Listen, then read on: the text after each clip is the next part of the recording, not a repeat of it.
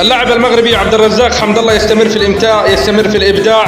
جن جنون اللاعب المغربي بعد بطولة كأس العرب 2025 هناك في قطر. تخيلوا معي أنه في المباراة الثانية أمام المنتخب العماني يطرد بالورقة الحمراء ويعود في نصف النهائي أمام المنتخب الإماراتي يسجل هدف ويصنع هدف، وفي المباراة النهائية يدخل بديلا أمام المنتخب الأردني في نهائي كأس العرب 2025. المنتخب المغربي متأخر بنتيجة 2-1 ويقلب الطاولة ويفوز المنتخب المغربي بنتيجة 3-2 بعد تسجيل اللاعب عبد الرزاق حمد الله هدفين، ويأتي في الأمس أمام نادي الريان القطري مع نادي الشباب ويصنع هدف ويسجل هدف. يستمر في الإمتاع، يستمر في الإبداع. نطالب كجماهير أن يعود القناص، أن يعود هذا المهاجم إلى كتيبة المنتخب المغربي هناك في بطولة كأس أفريقيا، وليمثل المغرب في بطولة كأس العالم إن شاء الله بإذن الله. لاعب يستحق كل الشكر والتقدير. وانشروا المقطع وتابعوا معلقكم اليمني أيمن عبد الله، وتحياتي للجميع.